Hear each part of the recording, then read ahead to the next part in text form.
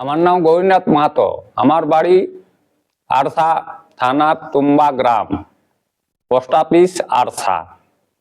তো আমি চোখের ঝাপসার জন্য বিভিন্ন লোকের সঙ্গে যোগাযোগ করেছিলাম। আমার স্ত্রীও এখানে গত বছর আসছিল, তো আমার স্ত্রী বলতো যে পাড়া যাও না, পাড়া যাও না। তো ঠিক আছে, তখন ওই শুনলাম যে আরসার নয়া মোড়ে পাড়া থেকে ডাক্তার এসছে, তখন আমি এসে যোগাযোগ করলাম।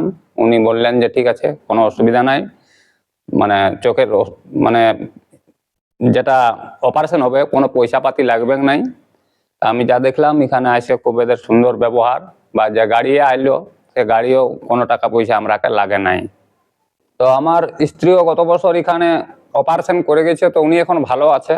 তো সেই জন্য আমরাও কালকে এসেছি। কালকে তাহলে আমরা যখন বিকালে আসি তখন আমাদের ওই সমস্ত চেক চাক করে তারপরে উপরে নিয়ে আসে। ওখানে আমাদের চা বিস্কুট, সকালবেলা ঘুগনি মুড়ি, আবার পাড়ার সময় ভাত খাওয়া দাওয়ার কোনো অসুবিধা নাই।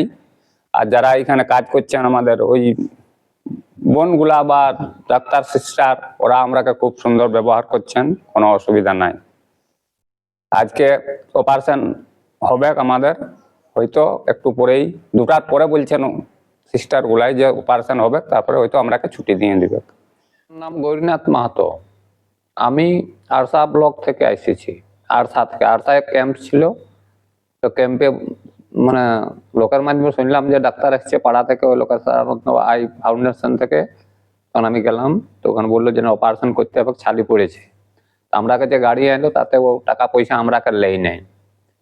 তারপরে এখানে যখন আলি আমরা, তখন ওরা ভালোভাবে যে নার্সগুলা আছে বা যারা দেখাশোনা করছে, ওরা খুব ভালোভাবে উপরে এনে আমরাকে জায়গা দিল।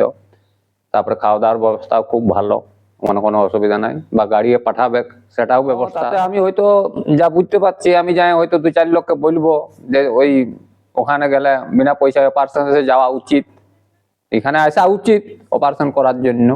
নমস্কার।